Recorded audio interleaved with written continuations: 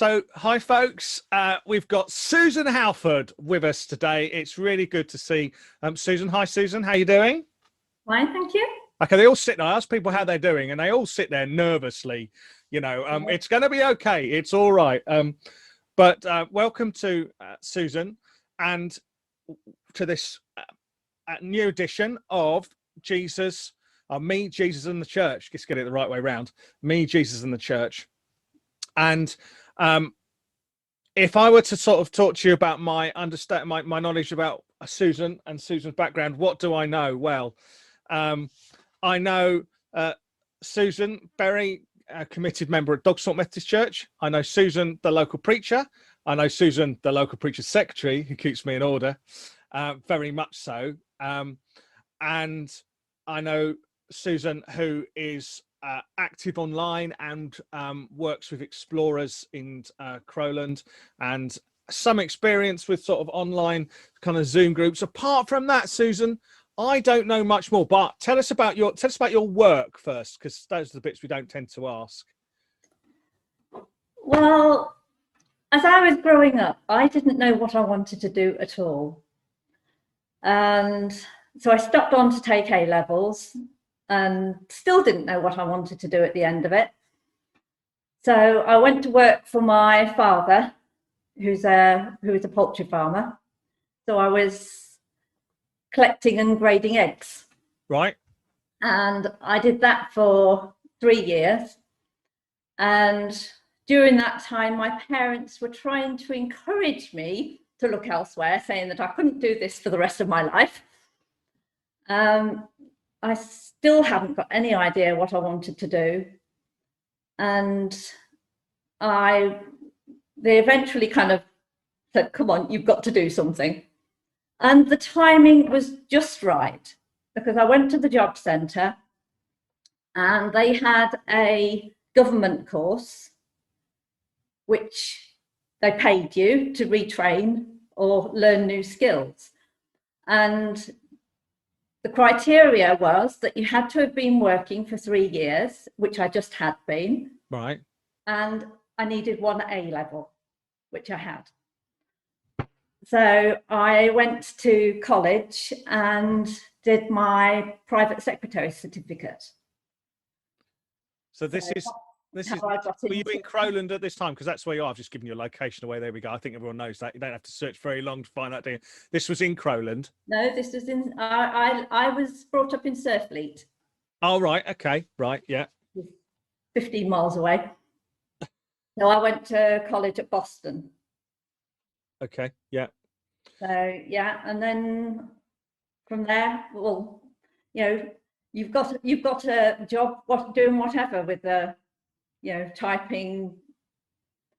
So it would be nice just to hear a little bit about your faith and how you came to faith. I don't know anything at all, and we rare that there are the two kind of models. There's the kind of I never knew anything before and I came to faith, and then there's the I was brought to church in a cradle, came to faith. So what was your experience? Tell us a bit about that. Well, I was probably one of the ones that came in a cradle. The Methodist church in the village where I lived, my grandparents and my parents went and took along myself and my sister and brother. And, there were quite a few children through Sunday school. I still kept going as I got older, got into a teenager, but possibly not quite so much then. We had horses, my sister and I, so there were horse shows on a Sunday. All right. And Dad had a boat as well, so we went boating at the weekends as well, but still kept going occasionally. My grandmother would take me to the circuit youth events as well. Oh, right. We used to meet in people's houses, and I did like that a lot. Slowly kind of drifted away, I suppose, but still there in the background until I got married to Stephen. So I was about 24 at that time. And I persuaded Stephen to go along to Crowland. I just felt I wanted to go to church. Right. And that was in the days when they'd all got the pews and everybody was scattered about, and nobody spoke to us. I said, I'm not going back there again. Yeah, I'm interested in the rest of the story because I know that has never ended well with me. Go on, let's hear the rest of it then. But when my children were 2 and 4, I knew I wanted them to go to Sunday school. And so I started taking them along to Crowland, and they had a large Sunday school at that time. And I suppose because my parents had always taken me, it never even occurred to me that I would just drop them off and pick them up. Yeah. You know, I started going to church every Sunday. But during that time, I think I had a lot of questions. I used to read a lot, and I would kind of lose myself in books. Right. I suppose you could almost call it an addiction. Right. I had to finish the book, and then I wasn't happy until I'd started another one. But I had a lot of questions, possibly because of having the children, about, you know, children dying so young. And so I knew something was missing. Right. And at that time we were running, my husband and I were running our own saddlery business. Sorry, that's Don't worry, keep going. We can edit that out. I'll have to come in on the street because the phone's in here. That's all right. Hi, Matt. Lovely to see you, Matt. It's all right. Okay. I'll note down another time when that is, and we'll return to it. So, so if we take it from,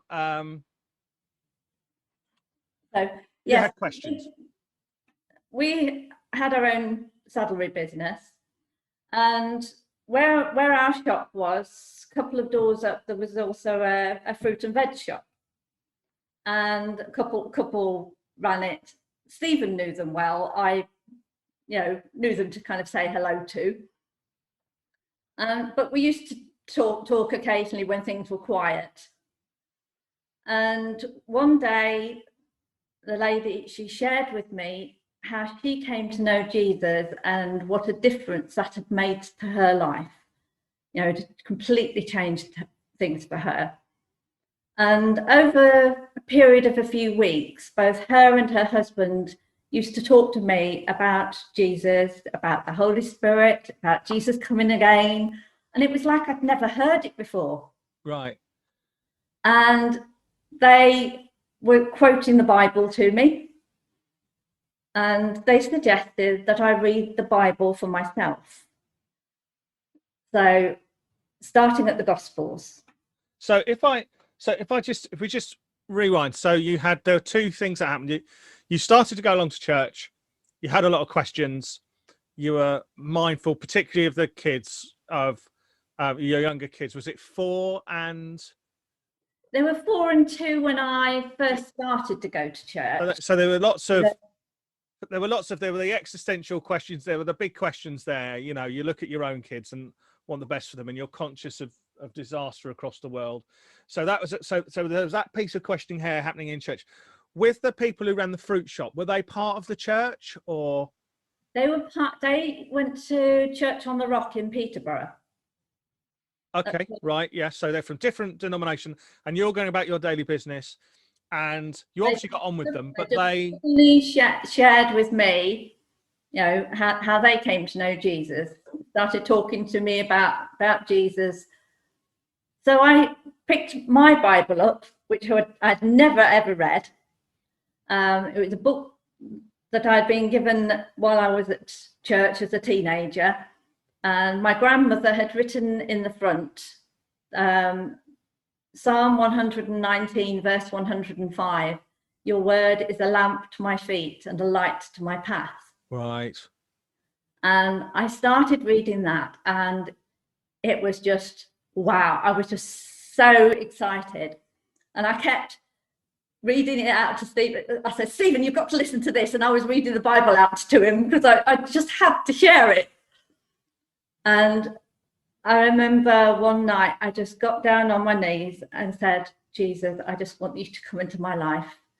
And what do you want me to do now? And the very next day, the minister from our church came to our door and said, would I be interested in joining a membership class?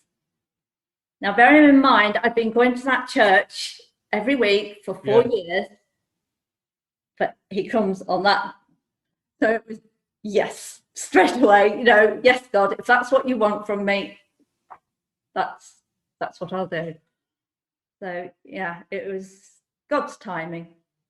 And how did you find that the class? Was that what kind of range of people were there? I only remember there being another gentleman and myself. Right. That actually became members at the same time. It's I think this is the first story we've heard. You're not the only one. I do know of one other person who came to faith, and one of the major things was reading. Reading, and almost reading, although yours is a bit more embedded because you were going along to church together. One thing I will say is that when I started reading the Bible, my need to read other books stopped. See, that this is... It just stopped dead. I didn't need that anymore. And Stephen actually said to me, you meeting Jesus saved our marriage. Wow. Because I was... You used the word addiction before, didn't you? Yeah. It was very bad. I would have a book open while I was washing up. Right. It was that bad. And he said I used to just shut everybody out. Right. So that was the world that you used to retreat into. Yeah. Really interesting. I mean, I've certainly heard about avid readers before from outside the church who've come to faith purely by reading the Gospels and then additional Christian stuff, and then found their church and phoned up a minister. Yours is slightly different on the one hand because you were part of the church and then you've read up, but then you're kind of the link with wider reading being kind of broken, or it not being the addiction it was. That's a fascinating really journey. And I think a real source of encouragement. I think it encourages people for that conviction about the difference between going along to church and coming to faith. I mean, that's another thing, we can all grow, can't we? And I think for God's word being alive and living, and what did it was just the Bible. So did you read the whole Bible?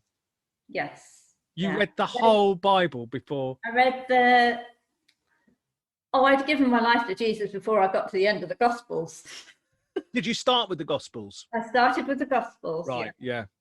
They did suggest that I started with the New Testament. I read the New Testament, but then I went back and read the Old Testament as well. Because I was going to think if you were going to start with the Old Testament, I think you would have. I think there's. No, I have to be very careful what I say. But you get to 1 Kings, 2 Kings, you think, it's a massive undertaking. I know people do read the whole Bible. Well, the Bible has always been very important to me, especially from the way I came to faith. And over the years, I've done different, Bible books, but I've done Bible plans and read the Bible again several times. And now we use the Bible in 1 year from Nicky Gumbel, Holy Trinity Brompton.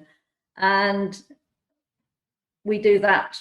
We're doing that, I should think, at least the 4th year now. We just find that works. Yes. Well, I think there's a lot of guided resources now. In the morning with breakfast. There's a lot of guided resources now, I think are really helpful, aren't they? And also because you set yourself up, some people, I would be setting myself up for a fail if I thought, right, here we go, Genesis, off we go. So yeah, we've read the message. Right. So let's move. Let's just plan on that. I'm fascinated here. Let's just move it on to what versions of the Bible have you read? So the first one that you read, was it NIV or Good News or? That was the Living Bible, because the Living Bible. That was the one I'd got. Right. At the time. And then you've read the Message. Read the Message. Read the NIV. Wow. Now that's something. And the message is the one that inspires me, because it's sort of accurate to the Greek, but when it's translated down, it kind of, things feel a bit more clumsy, like your faith has been tested as in a test tube. It's that literal, you know. Do you have a favorite version? I always use the NIV version for preaching, but I do tend to look at other versions as well. The Bible in 1 year often quotes the Message, which that was what inspired me to read the Message. And I'm putting you on the spot here, but that's okay. I'm intrigued with all of that reading, all of that whole. I read my Bible the other way round, you see, because I did it with the old local preachers course, the one with the blue folder. Which what that does is, and my Old Testament knowledge was sketchy to say the least when I started out. I think that's a case of, I can't claim, I wasn't involved in the life of the church. That's more that I didn't listen. But the way that the old local preachers course, the blue folder, used to operate was it kind of picked the major events, like, so it picked Genesis and creation and the fall, and then it picked the Exodus, you know, escape from slavery, and then it picked the exile, and then you move on to the New Testament, and then you move on to Revelation. And what it did is it framed it kind of, those were the main points in a biblical story, and then it showed you where the different scriptures fit in. So that's the way my knowledge is via infill, rather than like, oh, let's read the whole thing from cover to cover. But I am intrigued. I'm intrigued about, you know, do you have any favorite Bible stories or Bible stories that have meant something to you at particularly challenging times?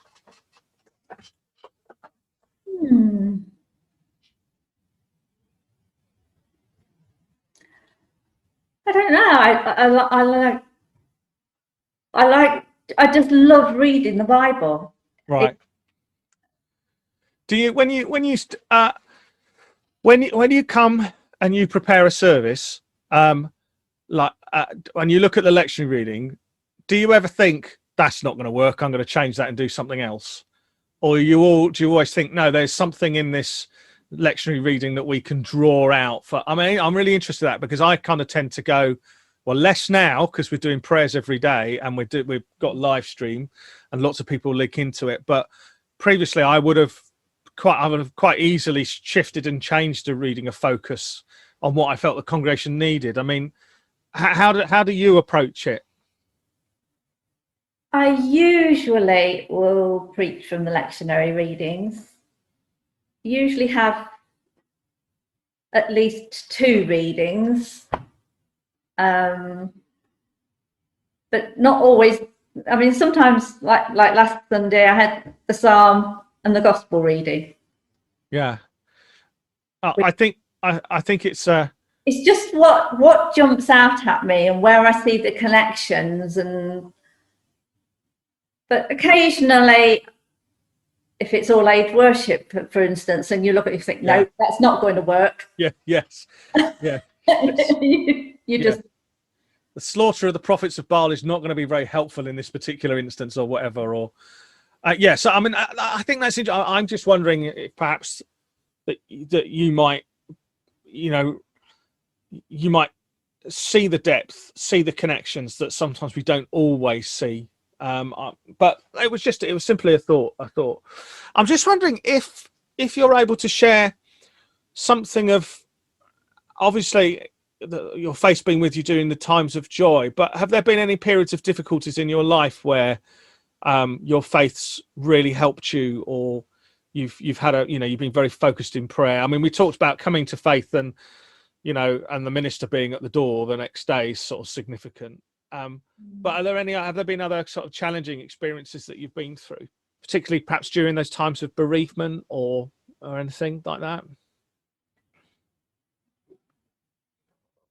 I think we start every day just by recognizing that God is with me, and just asking for God's Holy Spirit to guide me, and so that I will know that his presence is with me in whatever I'm going into. And you did talk earlier about how much of a change that kind of the thing is, it's kind of, I'm always a bit awkward when we talk about that being the conversion moment, because we're on that journey anyway. You've been going on a church, but there was that profound spiritual experience. You talked a bit about the Holy Spirit, but I think there's a little bit more there. I might be able to tap. Can you just share any of your experiences that you might have had where you felt uplifted by the Spirit? Times when I have felt that God has really been speaking to me. I think it's really started when my grandmother asked if I would sing a solo at the church chapel anniversary at my old chapel where I grew up. And my instant kind of reaction was, no way, not a solo. I sang with the band at Dogsaw, but that was part of, singing with others is a lot different to singing on your own. But my husband said, well, it would really mean a lot to your grandmother. So I'll play guitar and you can sing, so we can rehearse together. So, okay. And we chose All I Once Held Dear. And one day when I was driving home from work,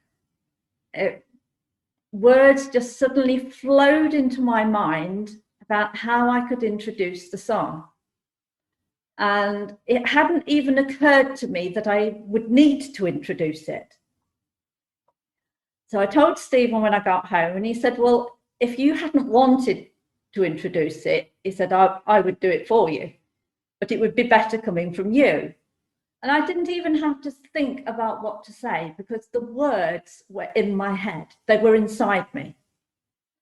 And on the day, the chapel was absolutely packed. It seated about 100 people, and it was packed. And when I spoke, my grandmother was in tears, and so was some others.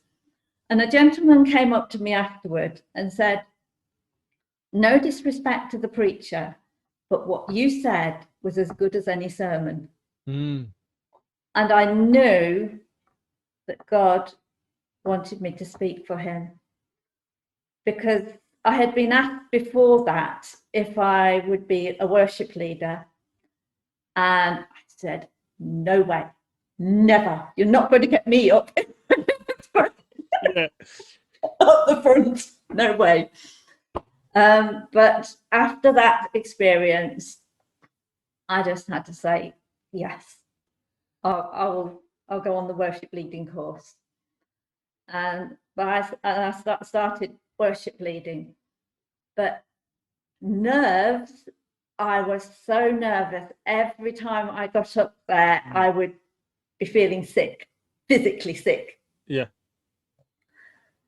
And it wasn't until we had a prayer vigil at Dogsaw, and I remembered years ago we were at Easter People, and it was in one of the evening sessions, and the preacher said, there are people here who are wearing handcuffs.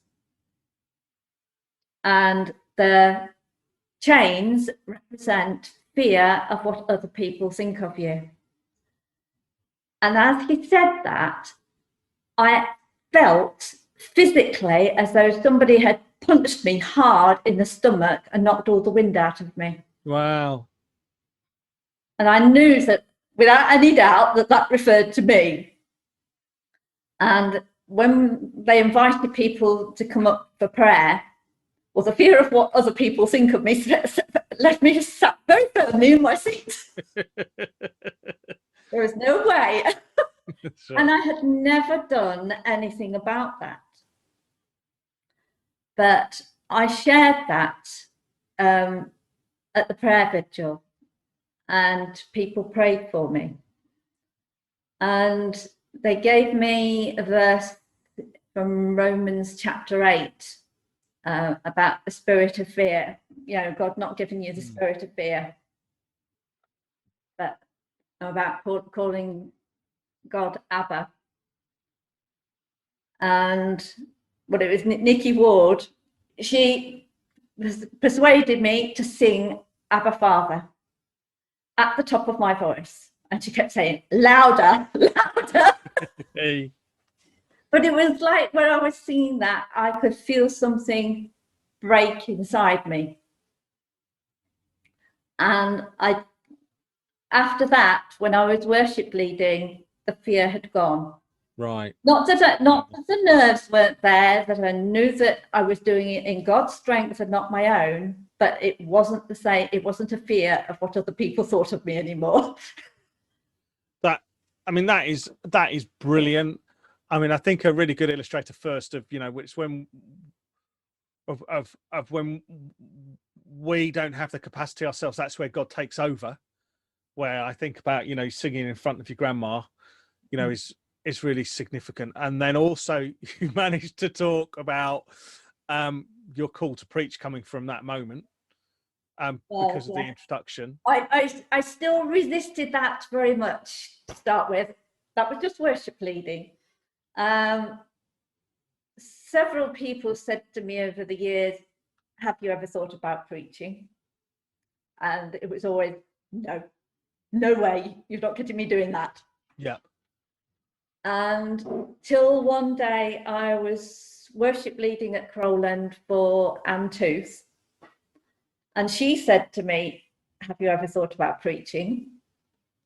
And I said, well, no, I'm too busy. Right.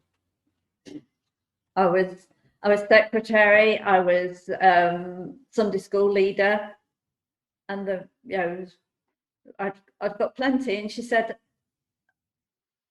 think about it, she said.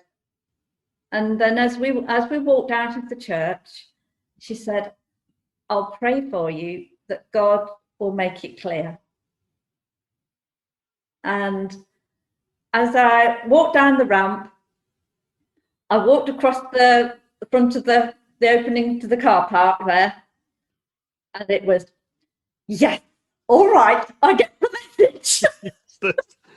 I think it's a, I know, and I can see the thought and the discernment, you know, in your answers, and I think they speak volumes. The pauses speak volumes. But I think the other thing that struck me is that the no God, not in a million years, and then God comes around. Now I want to jump back, because you said that when you first went to Crowland, you didn't feel a welcome. I mean, that's not uncommon in other places, sadly. But and certainly our churches, you know, we don't always get it right. But then, and you said, because I've done this with other churches before, you know, no, that's it. I'm never going back. Not in a million years. I was very much like that about the Anglican Church when I came to faith, because, or when I had my own sort of deeper experience in my university room, gave my life to Jesus in the way that you kind of share.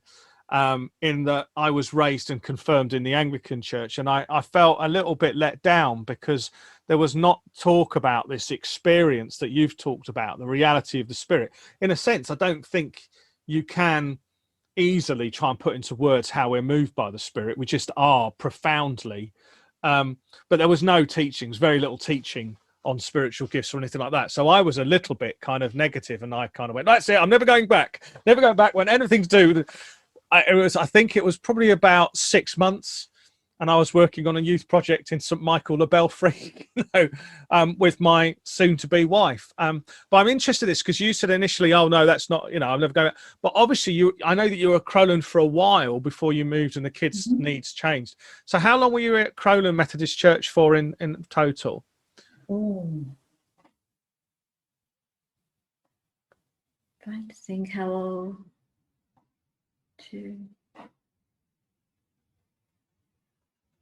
Certainly 8 to 10 years. Yeah, you see. Yeah.